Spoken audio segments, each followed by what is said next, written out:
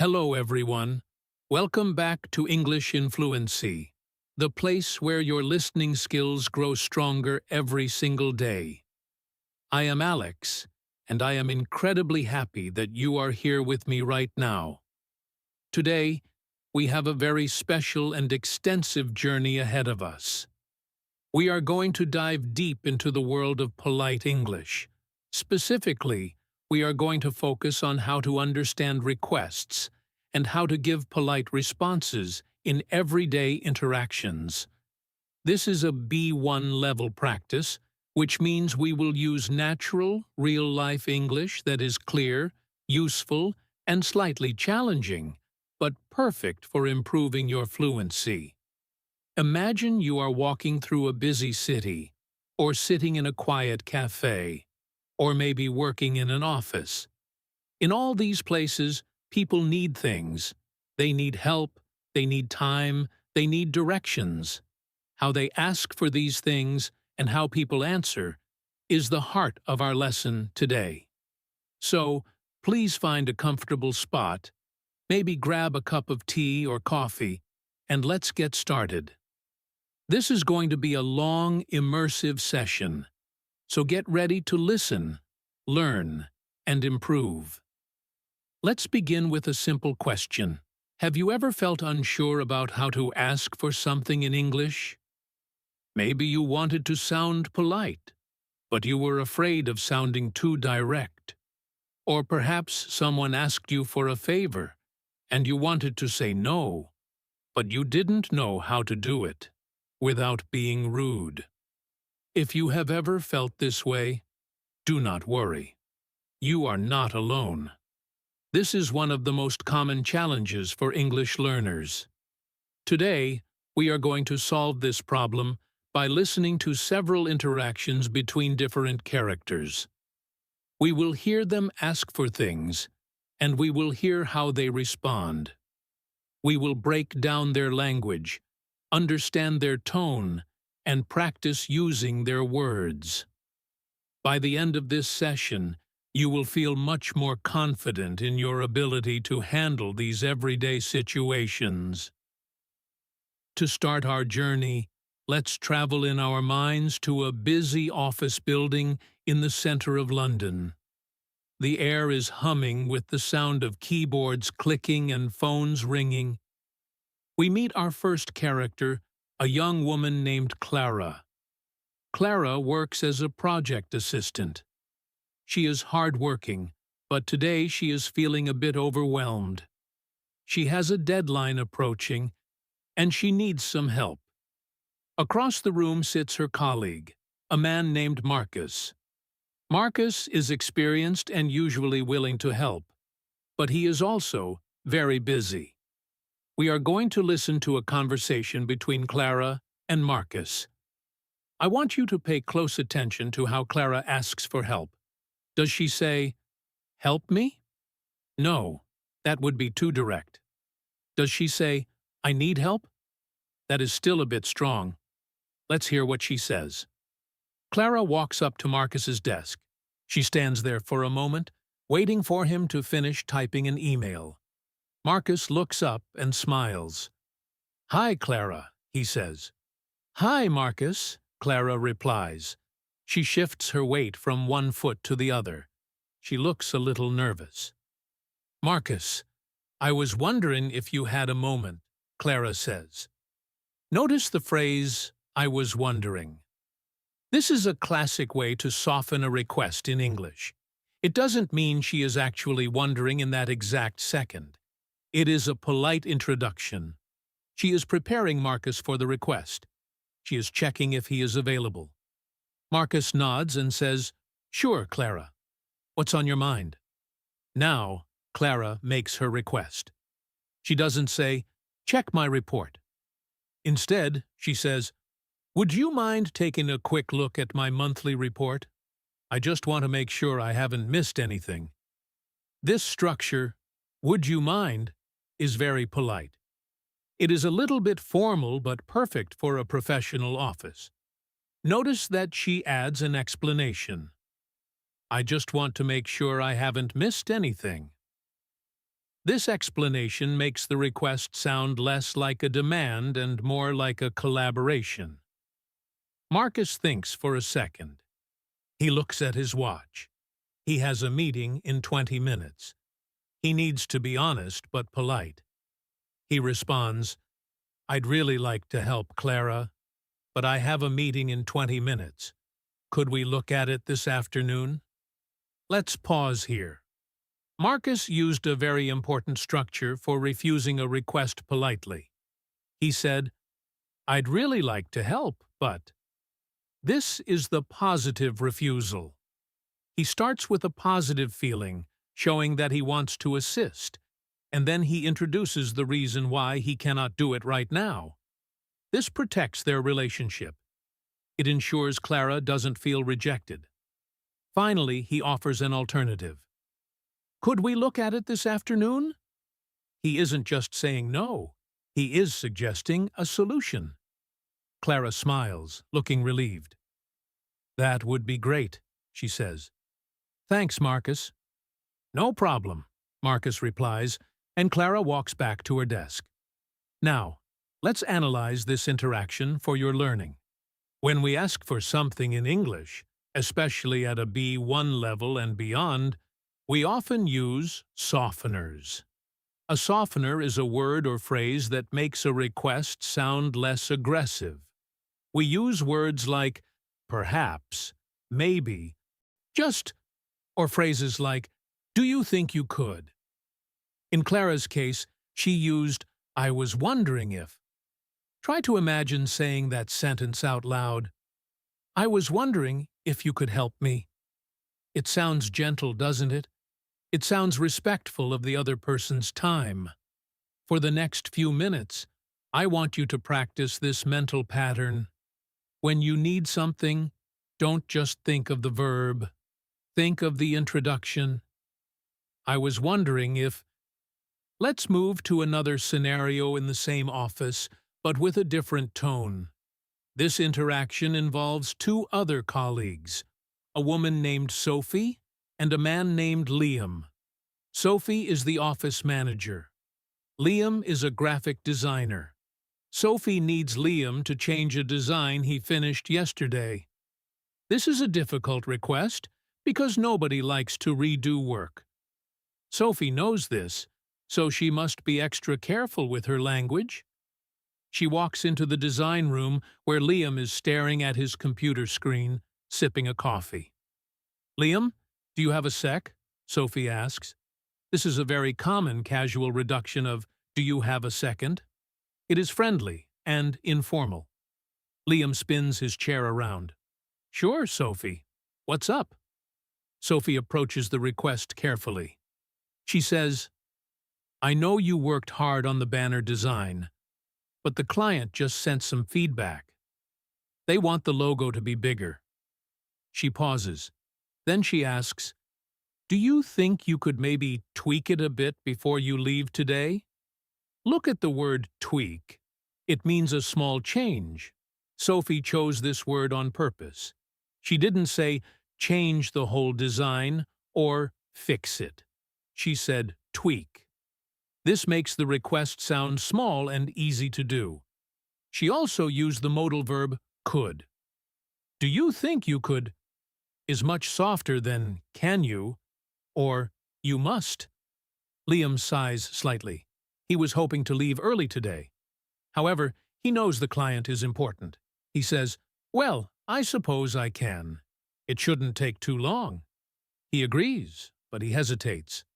Sophie notices this. She says, "I really appreciate it, Liam. I know it's a pain, but it helps us all out." Sophie validates his feelings. She acknowledges that it is annoying. This is a crucial part of polite interaction. When someone does something for you, acknowledging the effort makes them feel valued. In this interaction, we see the balance of professional needs and personal feelings. Sophie asked for a favor that was inconvenient. Liam accepted, even though he didn't really want to. Why? Because Sophie asked politely and acknowledged the difficulty. In your English learning journey, remember that tone and word choice are just as important as grammar. You might know how to use the present perfect tense, but if you use a commanding tone, people might think you are rude. Politeness is the oil that keeps the engine of social interaction running smoothly. Now, let's leave the office and go to a different environment. Let's imagine a sunny Saturday afternoon in a public park. The sky is blue, and families are having picnics. We meet two friends, a man named Noah and a woman named Olivia. They are sitting on a park bench. Noah is holding an ice cream cone, and Olivia is reading a book. This situation is informal. The language they use will be different from the office language we heard earlier. Noah finishes his ice cream and looks around for a trash bin. He sees one, but it is a bit far away. He doesn't want to leave his spot on the bench. He turns to Olivia. "Hey, Olivia," Noah says. Olivia lowers her book. "Yeah?" she asks. Noah points to the trash. "Could you toss this wrapper for me? I don't want to lose my seat." This is a casual request between friends. He uses "could you," which is standard, but he doesn't use softeners like "I was wondering." He is direct, but because they are friends, it is acceptable. Olivia looks at him and raises an eyebrow. "You're kidding, right?" she says jokingly. "It's like 5 steps away." She is teasing him, but then she reaches out her hand. "Give it here, lazy bones." Noah laughs and hands her the wrapper. "Thanks, you're the best," he says. This interaction shows us that politeness changes based on relationships. Between close friends, we can be more direct. We can even complain or tease a little bit. However, notice that Noah still said, "Could you?" and "please," implied by his tone, and "thanks."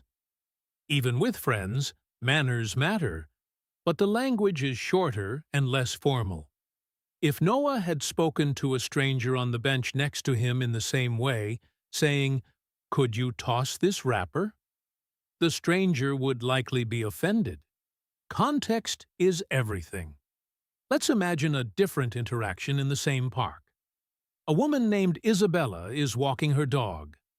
The dog is energetic and pulls on the leash. Isabella sees a man sitting on a blanket reading a magazine.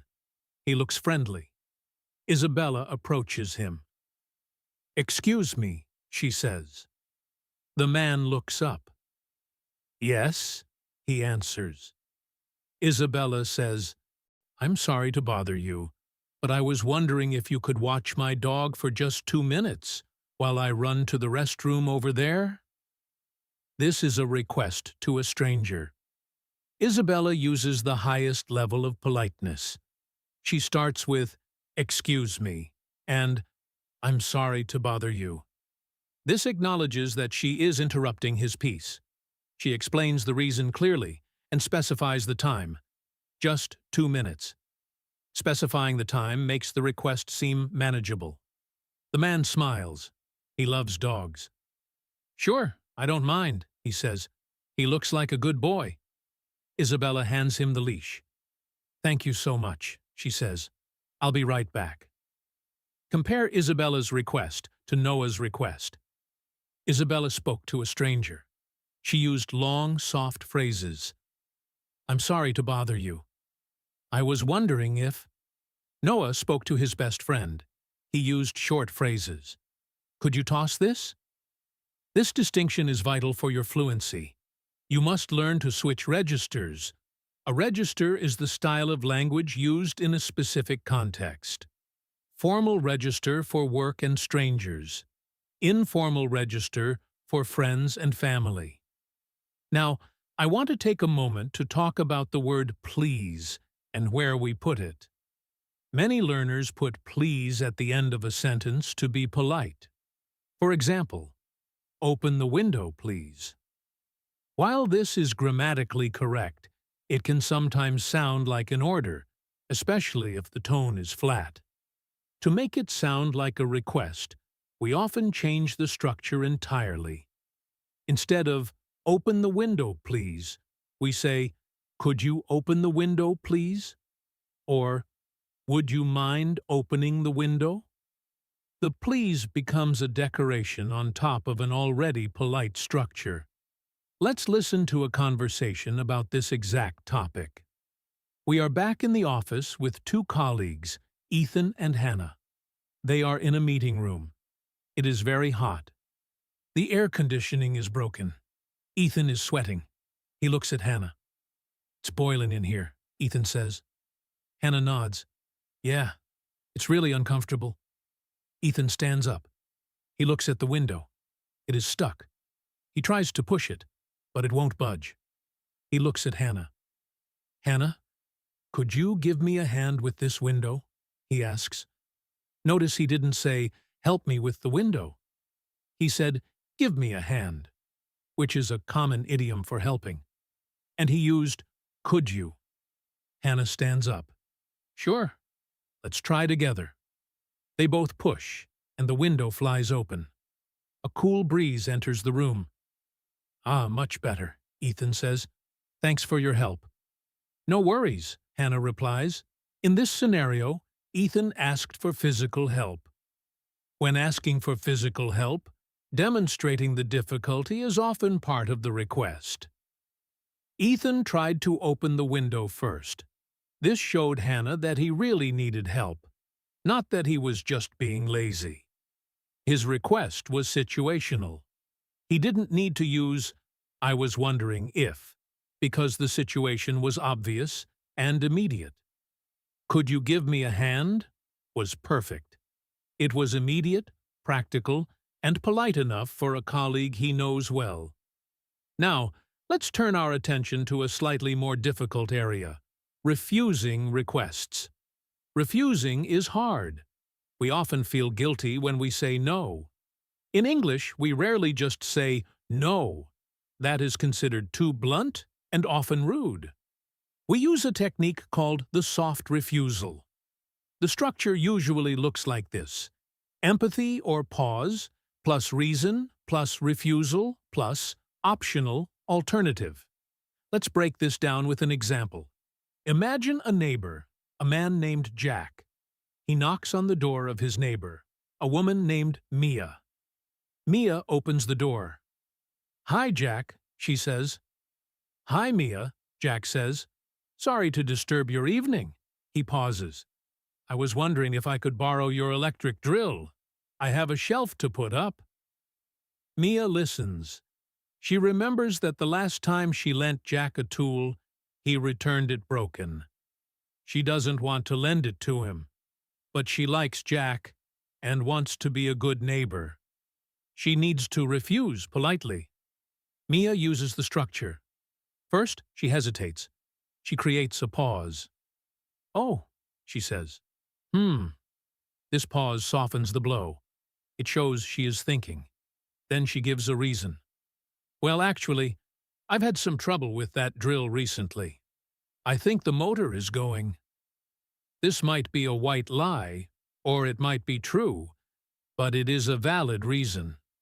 She doesn't say, "You broke my last tool, so I won't lend you this one." She keeps the reason focused on the object, not the person. Then she adds a refusal or a limitation.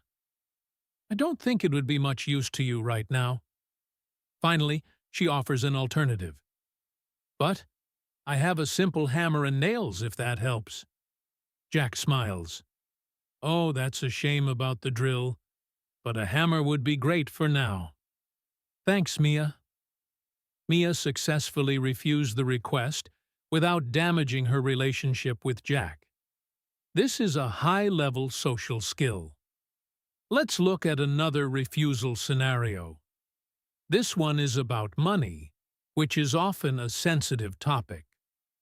Two friends, Lucas and Grace, are having lunch. Lucas looks worried. "Grace," he says, "can I ask you a huge favor?" Grace puts down her fork. "Sure, Lucas. What is it?" Lucas takes a deep breath. I'm a bit short on cash this month.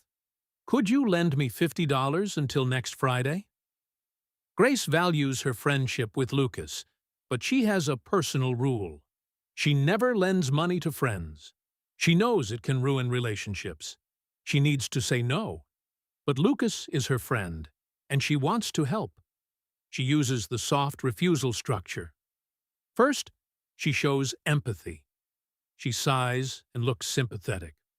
Oh, Lucas, I'm sorry you're in a tight spot. This validates his feelings. Then she gives her reason. To be honest, I made a promise to myself not to lend money to friends. It just makes things complicated. This is a very honest and strong reason. It is a personal rule, so it isn't personal against Lucas. Then she checks if he accepts. I hope you understand. Lucas looks disappointed, but he nods. Yeah, I get it. No worries. Grace then offers a different kind of help. But hey, lunch is on me today. My treat.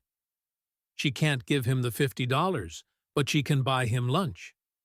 This softens the refusal significantly. Thanks, Grace, Lucas says. That's really nice of you. This interaction teaches us that honesty, wrapped in kindness, is often the best policy. Grace didn't lie. She didn't say, I don't have any money. She told the truth about her principles. At a B1 level, learning to express these kinds of personal boundaries in English is a major step towards fluency. It moves you beyond simple transactional language, like, how much is this, into complex relational language, like, I value our friendship too much to lend you money. Let's shift gears now and talk about requests in service situations. These are interactions between customers and staff. These are usually very structured and follow a set of predictable patterns. However, understanding the subtle differences can help you sound more like a native speaker. We will visit a clothing store. A customer, a man named Henry, is looking at a suit. A shop assistant, a woman named Zoe, approaches him. Zoe. Good afternoon, sir. Can I help you with anything? Henry. Yes, please. I'm looking for a navy blue suit in a size 42. Zoe. Certainly. We have a few options over here. Would you like to follow me? This is a standard interaction. Zoe uses, Can I help you?, which is the most common service offer. Henry responds with, Yes, please. Now, let's say Henry wants to try the suit on. He asks, Could I try this on? Zoe replies, Certainly.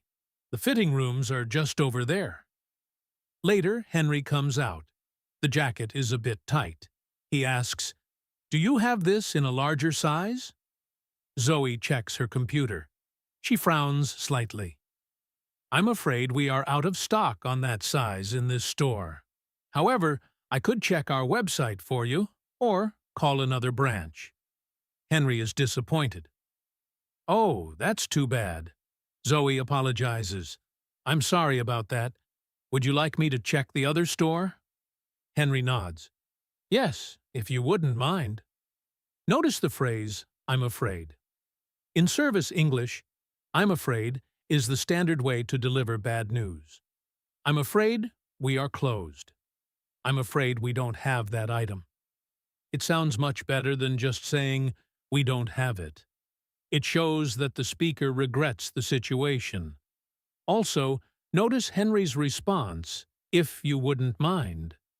This is a polite acceptance of an offer. It shows appreciation for the extra effort. Now, let's consider a situation where a request is denied firmly but professionally. We are at a train station.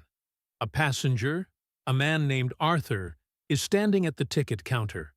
The train is about to leave. The ticket agent is a woman named Bella. Arthur is flustered. He is sweating. He runs to the window. Quick, Arthur says. I need a ticket to Manchester on the next train. It leaves in 3 minutes. Bella looks at her screen calmly. She types for a moment. She looks at Arthur. "I'm sorry, sir," she says. "That train is fully booked. There are no seats available." Arthur panics. "But I have to get there. Can't you just let me stand? I'll pay extra." Bella shakes her head gently but firmly. "I'm afraid that isn't possible, sir. Company policy doesn't allow standing reservations on long-distance routes for safety reasons. The next available train is at 4:30. Arthur sighs, defeated. "Okay, fine. One ticket for the 4:30, please." Here, Bella had to refuse a request that was urgent. She didn't use many softeners because she needed to be clear and efficient. However, she still used, "I'm sorry, sir," and "I'm afraid." She also cited the company policy. When refusing a request in a professional capacity, citing a rule or policy is a very effective way to depersonalize the refusal. It tells the customer, "It's not me saying no, it is the rule." This protects the staff member from anger. So far, we have covered requests at work, requests between friends, requests to strangers, and service requests. See, we have looked at how to ask, how to agree, and how to refuse. Now, I want to focus on intonation. Intonation is the music of the language. You can use the perfect grammar, but if your intonation is wrong, the meaning might change completely. For example, take the phrase, "Can you help me?" If you say it with a rising intonation at the end, sounding hopeful, it is a polite request. "Can you help me?" If you say it with a falling intonation, sounding bored or demanding, it sounds like an order. "Can you help me?" Listen to the difference. I will say a few requests. I want you to listen to my voice. Imagine I am asking you for a favor. "Could you possibly send me that email?" Rise in intonation, very polite. "Could you send me that email?" Falling intonation, direct, possibly annoyed. "Would you mind closing the door?" Rising intonation, soft. "Would you mind closing the door?" Falling intonation, you are cold and want the door shut now. Practicing intonation is difficult to do alone, but it is essential. A good way to practice is to shadow native speakers. Listen to a podcast or a movie and repeat the sentences exactly as the actor says them. Copy the rise and fall of their voice. Copy the speed. Copy the pauses. Let's go back to our characters for one more detailed story. This story involves a misunderstanding caused by a request. This will show you why being precise and polite is so important. We are at a university library. Two students, Ben and Chloe, are studying at the same table. Ben has his headphones on and is watching a video on his laptop. He is laughing loudly. Chloe is trying to write an essay. She is getting annoyed. She decides to ask him to be quiet. Chloe taps Ben on the shoulder. Ben takes off his headphones. "What?" he asks. Chloe is irritated. She says, "Be quiet." Ben is shocked. He puts his headphones back on and turns away. He thinks Chloe is rude. Chloe feels bad immediately. She didn't mean to be so sharp, but she was stressed. She tries again. She taps him on the shoulder. Ben takes the headphones off again, looking annoyed. Chloe says, "I'm sorry, Ben. I didn't mean to be rude. I'm just really stressed about this essay. Would you mind turning your volume down a little bit? It's a bit distracting." Ben's face softens. "Oh, sorry," he says. "I didn't realize I was laughing out loud." "Yeah, no problem." He turns the volume down. This interaction shows the power of repair. Chloe made a mistake. She was too direct. Be quiet. The result was conflict. She then used a repair strategy. She apologized, "I'm sorry," explained her emotion, "I'm stressed," and then made a polite request. "Would you mind?" The result was cooperation. In your own speaking, don't be afraid to repair a conversation if you feel you have been too direct or if you have been misunderstood. Saying, "I'm sorry, I didn't mean to sound rude," is a sign of high fluency. It shows you are aware of your own language and the feelings of others. Now, let's talk about indirect requests. Sometimes we don't ask for things directly. We make a statement, hoping the other person will offer. This is very common in British English and formal American English. For example, imagine a guest, a woman named Ruby, is visiting a host, a man named Sam. It is a hot day. Ruby is thirsty. Instead of saying, "Can I have a glass of water?" Ruby might say, "My, it's certainly a warm day today." She fans herself with her hand. She doesn't mention water. She is hoping Sam will understand the implication.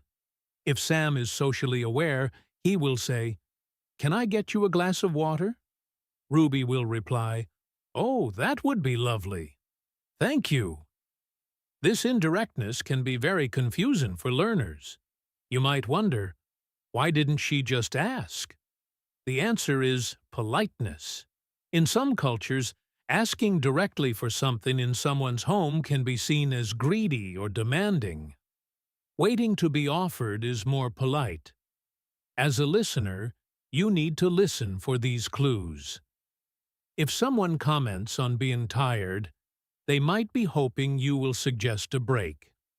If someone comments on a long queue, they might be hoping you will suggest a different time. Understanding these indirect requests requires you to listen to the context, not just the words. Let's practice some indirect requests. I will give you a statement, and I want you to think about what the person really wants. Statement: I left my wallet at home. Real meaning: can you pay for my lunch? / can I borrow some money? Statement: this suitcase is really heavy.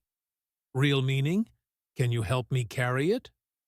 Statement: I've never been to this restaurant before. Real meaning: can you recommend something?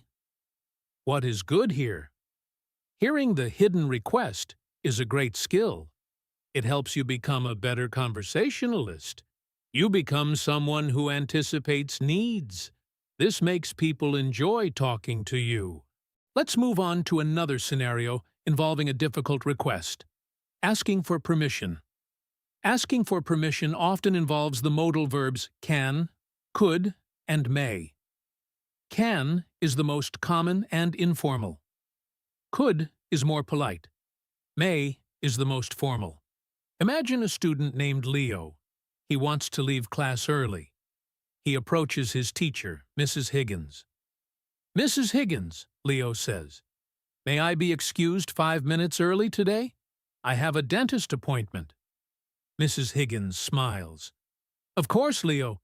Just pack up your bag quietly." Leo used "may I," which shows respect for the teacher's authority. Now imagine a different scenario.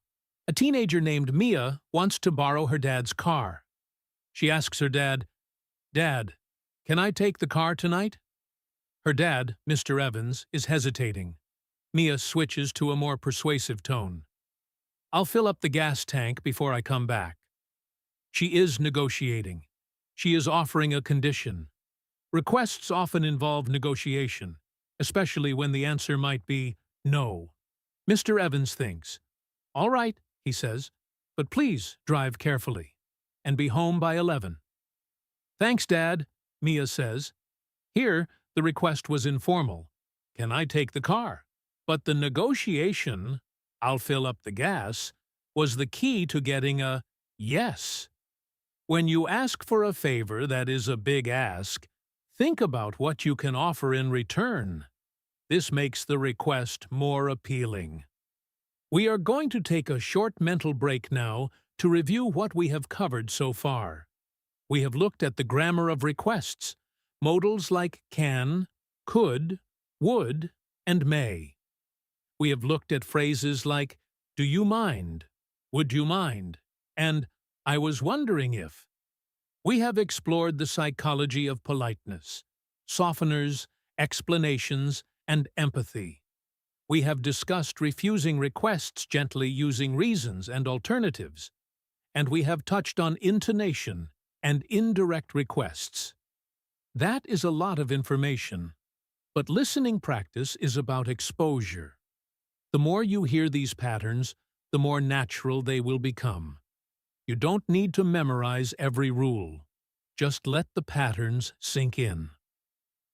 Let's go on a journey to a restaurant to see these skills in action in a noisy, real-world environment.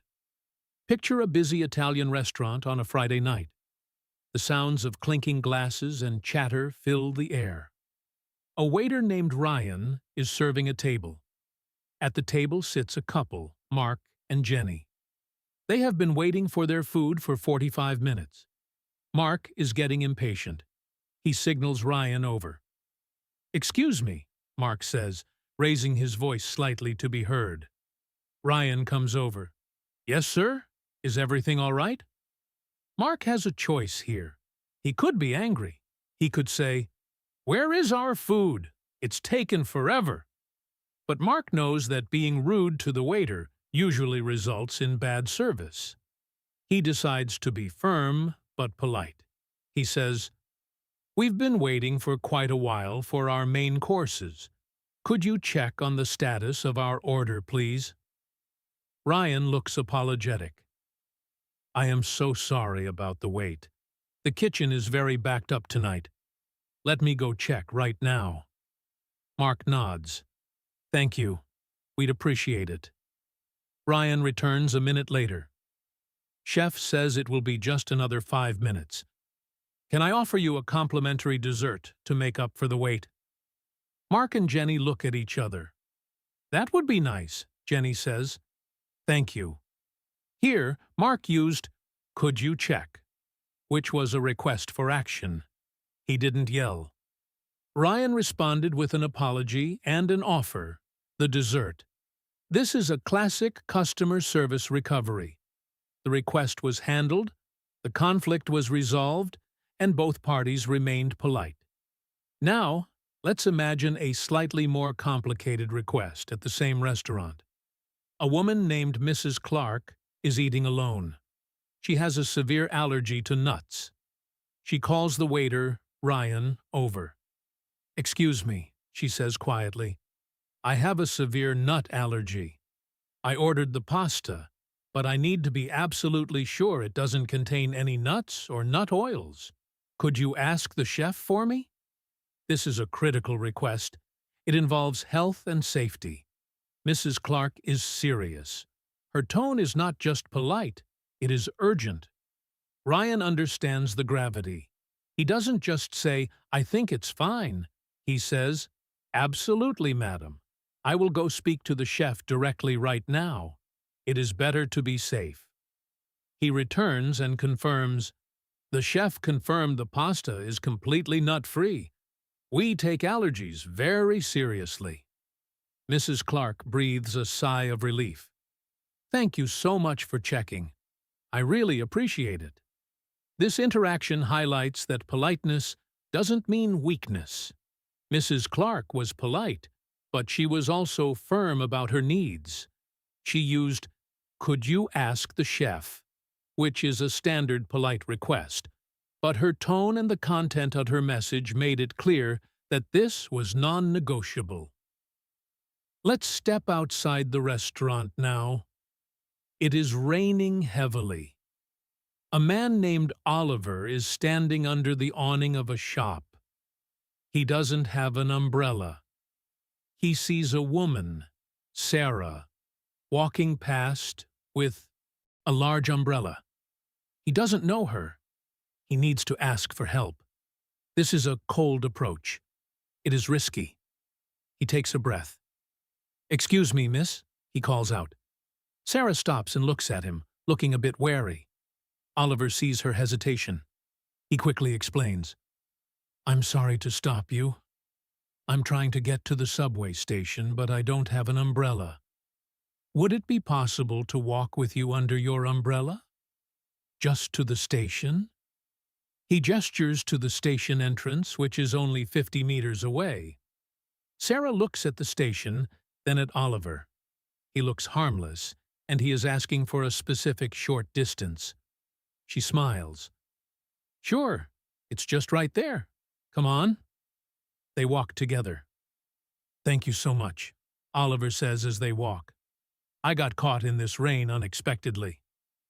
No problem, Sarah says. The weather forecast said it would clear up, but they were wrong. They reach the station. Well, thanks again, Oliver says. Have a great day. You too, Sarah replies, and she walks on. Oliver's request was successful because he was specific. He didn't say, "Can I borrow your umbrella?" which would mean taking it away. He asked to walk with you. He defined the limits, just to the station. When asking strangers for help, being specific about what you need and how long it will take makes people feel safer agreeing to the request. Now, I want to talk about a very common scenario. Asking people to stop doing something. This is often harder than asking someone to start doing something. It can lead to conflict. We need to be very careful. Imagine an apartment building. Thin walls.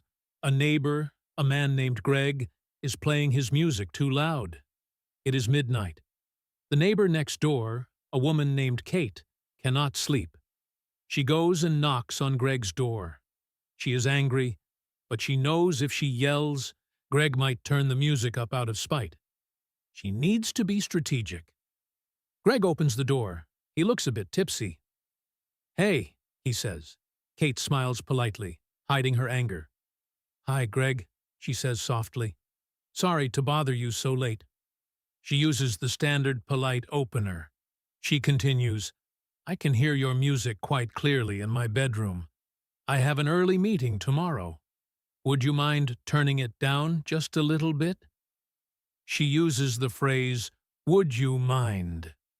She frames it as a small favor, turning it down a little bit, rather than a demand, turn it off. Greg looks a bit embarrassed. Oh, sorry, Kate. I didn't realize it was that loud.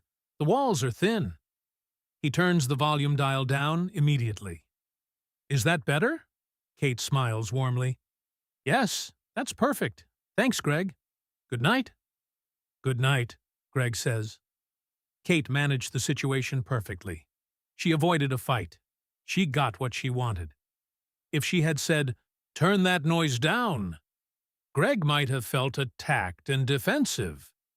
By using polite request structures, she disarmed him. She gave him a way to comply without losing face. Let's discuss the phrase, would you mind? This is one of the trickiest structures for learners because of the answer. If I ask, would you mind opening the window, and you are happy to do it, the answer is no. No, I don't mind. This is confusing. You are saying no to do the favor. If you don't want to do it, you say, actually, I'm a bit cold, or I'd prefer not to. The grammar is about minding. Does it bother you? If the answer is no, it doesn't bother me, then you will do it. Let's practice this distinction. Question. Would you mind passing the salt? Answer. Not at all. Here you go. Meaning, I will pass the salt. Question. Would you mind if I smoked here? Answer. Actually, I would. I have asthma. Meaning, please don't smoke. Getting this yes/no logic right is a sign of an advanced B1 or B2 student. It shows you understand the grammar behind the politeness. Don't worry if you make mistakes with this at first. It takes practice. Just remember, the question asks about objection. Do you object?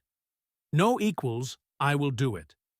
We are going to tell one final, longer story to bring all these elements together. Imagine a family reunion.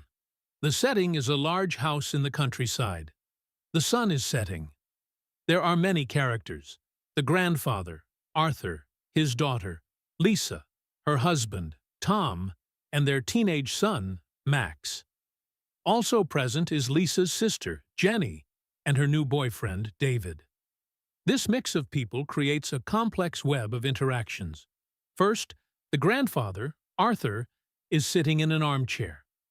He wants the television remote, which is on the table near Tom. Arthur clears his throat. "Tom," he says. Tom looks up from his phone. "Yes, Arthur?" Arthur nods towards the remote. "Could you pass me that remote, son? My legs aren't what they used to be." Tom smiles and stands up.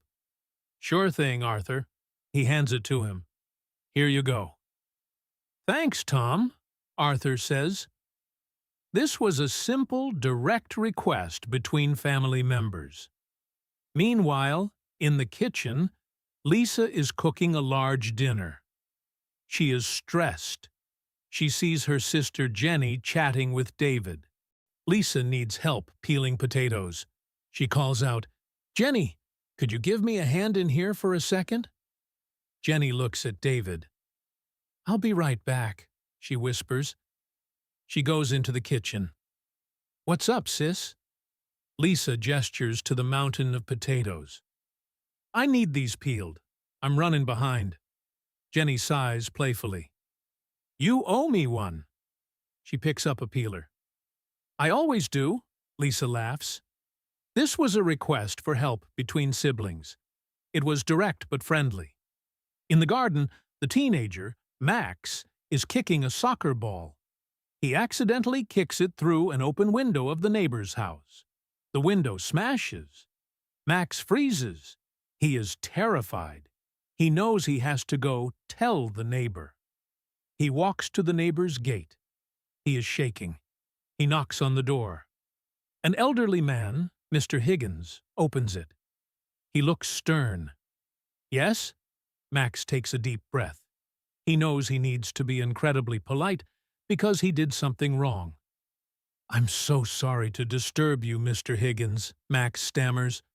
I was kicking my ball in the garden, and I accidentally broke your window."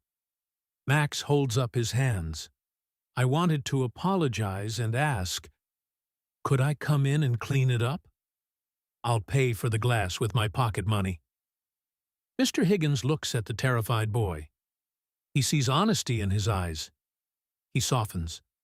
"Well, Max," Mr. Higgins says, "thank you for coming to tell me yourself. It takes courage." He opens the gate. "You can come in and help me sweep up the glass, and we can talk about the cost later." Max is relieved. "Thank you, Mr. Higgins. I'm really sorry." This was a high-stakes request. Max was asking for forgiveness and a chance to make amends. His politeness and honesty saved him from severe punishment. Later that evening, everyone is eating dinner. Lisa's sister, Jenny, asks her new boyfriend, David, a question. "David, could you pass the salt?" David reaches for the salt, but he accidentally knocks over a glass of red wine. It spills all over Lisa's white tablecloth. The table goes silent. David is mortified. "Oh no," he exclaims. "I'm so sorry, Lisa." Lisa sees the panic on his face. She wants to keep the mood happy. She smiles warmly. "Don't worry about it, David. It's just a tablecloth. It'll wash out." She grabs some napkins. "Here, let's soak it up." David helps her, still apologizing. "I'm such a klutz." "Really, it's fine," Lisa insists. "Accidents happen." Here, we see the interaction between an accident and a response. David didn't make a request, but his apology was a request for forgiveness. Lisa granted it immediately. This is the ultimate polite response, to minimize the problem and reassure the person who made the mistake. Being a polite speaker isn't just about how you ask for things. It's about how you react when things go wrong. Being gracious when someone else makes a mistake is the highest form of politeness. As we come towards the end of this lesson, I want to give you some specific phrases to practice. These are power phrases for B1 learners. To ask for something. Could you possibly? I was wondering if you could. Would it be okay if? To agree to a request? Of course. I'd be happy to. Sure, no problem. Consider it done. To refuse a request politely. I'd love to, but I'm afraid I can't. I wish I could, but I'm really sorry, but to check understanding. So, you're asking if? Do you mean you want me to? I want you to imagine a situation in your own life. Maybe you need to ask your boss for a day off, or maybe you need to ask your neighbor to move their car. Try to construct the sentence in your mind using the patterns we practiced today. Start with a softener. I was wondering if. Use a polite modal. Could you? Add a reason if you need to. Because I have an appointment. End with a thank you. Remember, learning a language is like building a muscle. It takes time, repetition, and effort. Listening to long passages like this one is one of the best ways to improve. You are not just learning words. You are learning culture. You are learning how English speakers think about each other's feelings. The politeness we discussed today is the social glue of the English-speaking world. It allows strangers to live together, work together, and help each other without conflict. Thank you for staying with me for this deep dive into requests and responses. I know this was a long session, but I hope it was valuable. You have heard many characters: Clara, Marcus, Sophie, Liam, Noah, Olivia, Isabella, Jack, Mia, and many others. You have seen them navigate the complex social waters of asking and giving. You have the tools now. You have the phrases. Now, you just need to go out and use them. Before we finish, I have a small request for you. If you found this lesson helpful, please hit the like button. It really helps the channel grow. And if you haven't subscribed to English in Fluency yet, please do so. We have new lessons every week to help you on your journey. You can also leave a comment below. Try to write a polite request in the comments. Ask me a question, or ask another student a question using the polite forms we learned today. My name is Alex, and it has been a pleasure being your host today. Remember, fluency is not just about speed. It is about connection. Keep listening, keep speaking, and keep being polite. I will see you in the next video. Goodbye for now, and happy learning.